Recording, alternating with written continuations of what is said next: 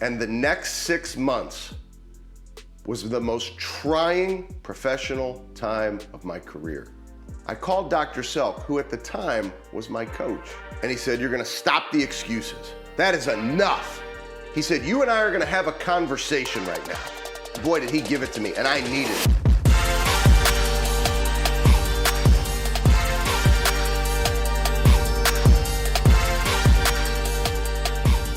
Welcome back to another episode of The Burn.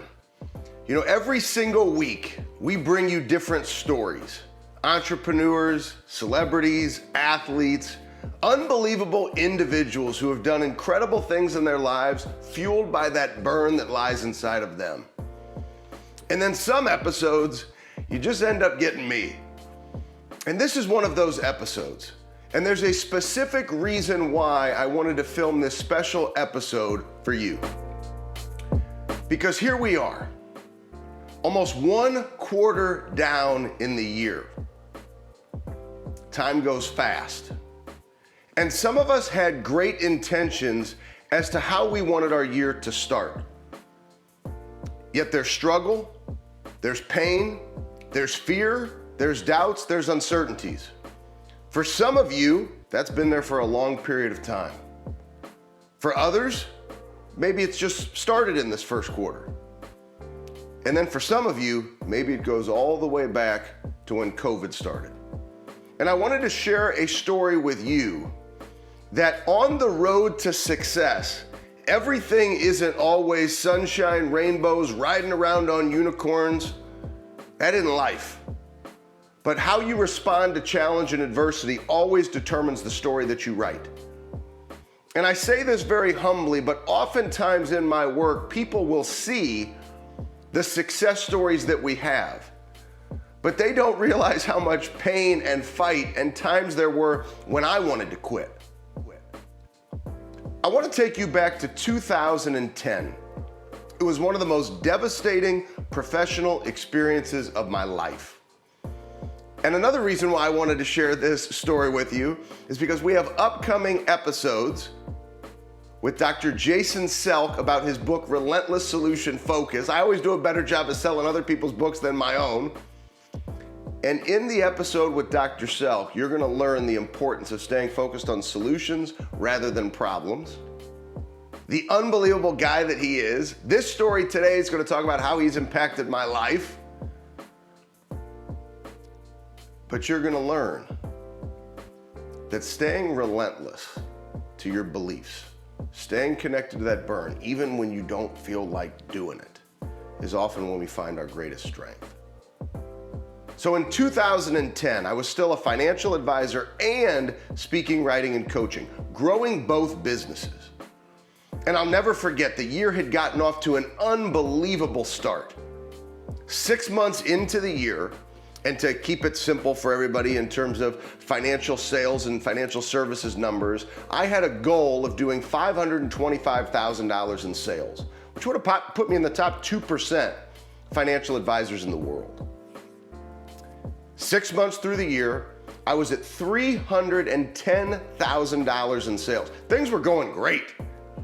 I'll never forget, I had just put out another book, we were speaking, things going great in the financial services practice.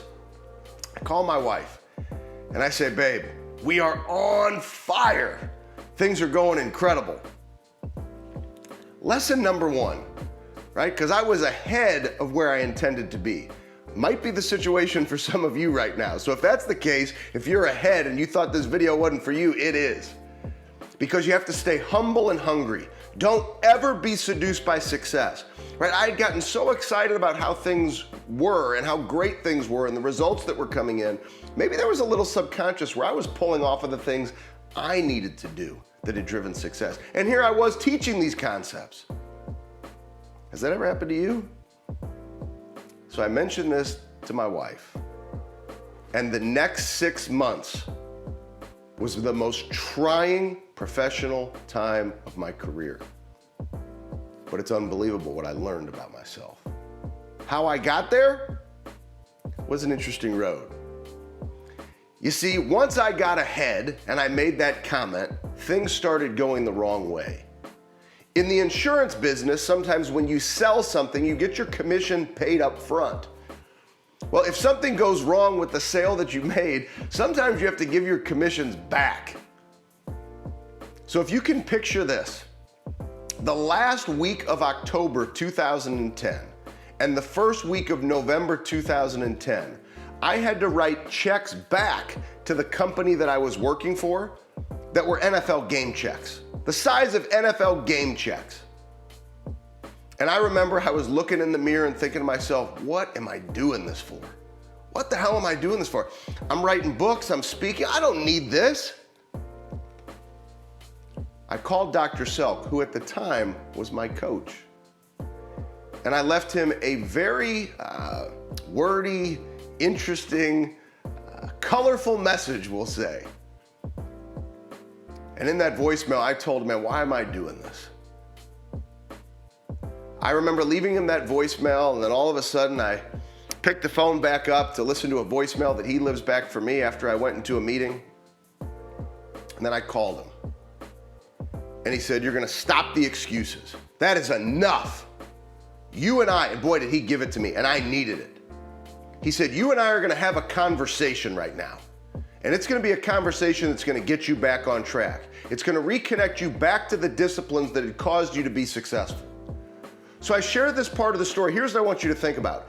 If you are doing great right now, but maybe seduced by success because things were so great and you're thinking, oh, stay committed. Listen to this story, the importance of disciplines and habits.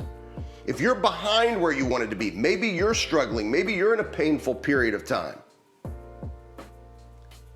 this story is absolutely for you. You see what Dr. Selk said, he said, you are where you are as a result of the decisions and choices you've been making. He said, so let's just take a look at the phone calls that you make. Many of you that have heard some of my videos from sales and all the coaching work that we do in sales and the growth of business development, things of that nature, you know I call dials, POCs, points of contact. But Dr. Selk says to me, how many dials are you doing a day? I said, man, I'm not worried about the dial. He said, he says, hold on a second. He said, how many dials do you need to do in a day to know that you've given it your very best? I said, probably 20. He said, well, I want you to be clear and start answering my questions. How many are you currently averaging now? I said, I don't know, maybe 8. He said, so 20 is your best, you're averaging 8, and you're calling to tell me how disappointed you are in your results? You haven't earned the right to be earning great results again. You have to get back to your daily disciplines. I thought, man, I said to him, Jason, for the last 3 years, I've been in the top 2% of this company. He says, whoa, whoa, whoa, and he politely cut me off. He says, well, that's working really well for you right now, isn't it? You see, he put me in my place and told me exactly what I wanted to hear. Maybe this message is what you want to hear right now, knowing that even though I'm a coach that does this work all the time with some of the highest performers, and you see it and you think everything is always perfect. It's not. I go through struggle and pain too. I have 2 coaches. I'm on my 8th book of the year. Why? Because we're never finished. I needed that conversation with Jason. He said, you're gonna recommit back to doing 20 because that's your very best, and you're gonna have a sacred phoning hour in which you honor this commitment to get it done every single day. I said, man, Jason, I don't need a sacred phoning hour.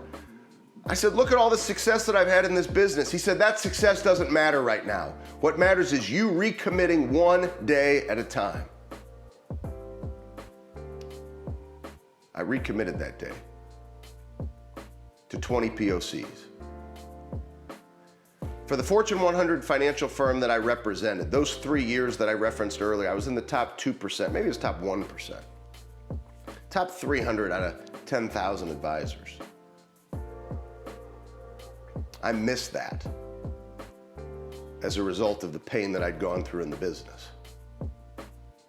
Recommitting back to those 20 POCs got me back there. So I hit it 3 years in a row, missed it, and then I got back.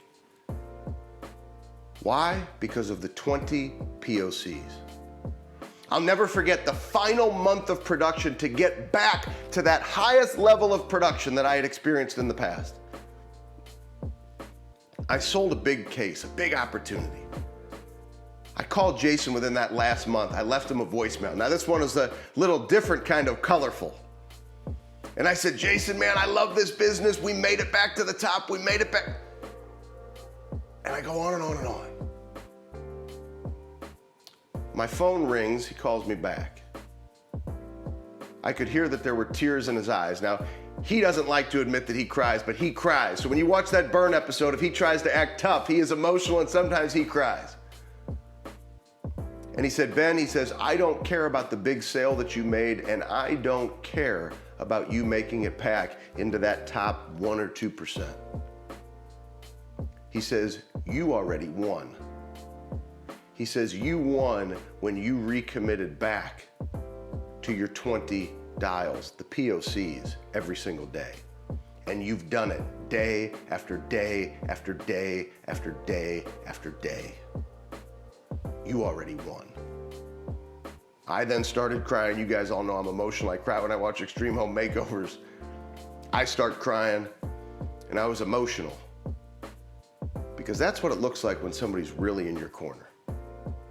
Dr. Selk challenged me when I thought I had it all figured out when things were sunshine and rainbows. I fell off of the disciplines. I needed him to challenge me. Maybe like you need this video right now. Because maybe your year's going so great and you've been falling off. Get back to the disciplines and hammer them. Discipline wins. And if you're falling short of where you want to be, maybe there's some struggle and pain you're going through, stay focused on your disciplines. Too many people, they try to hold on to results that they can't control. Just get back to the disciplines that cause you to be great. Don't worry about yesterday. Don't worry about tomorrow. Don't allow your feelings to dictate how you show up. Continue to dominate the standard one day at a time. That is how winning is done. That's how you will get back to your highest level of performance. And don't forget, at the beginning of the day before you begin your work, stay connected to that burn that lies inside of you. Your fire, your passion that lights the why and purpose that then will cause you to take the necessary action one day at a time to be your best. I hope you've enjoyed this special episode of The Burn where you just got me to talk to you about getting to your next level, but also to let you know that I go through the pain, I go through the struggle, and we are in this fight together. Make sure to stay connected, and also don't forget, down in the section here where it tells you all about this episode, you're gonna see where you can get our Prizefighter Day course for free. Grab that Prizefighter Day course if you haven't built yours yet. And just like those 20 POCs, it'll break down personally, professionally, and in your service to others what it looks like for you to win every day, and then it'll be your choice to attack it.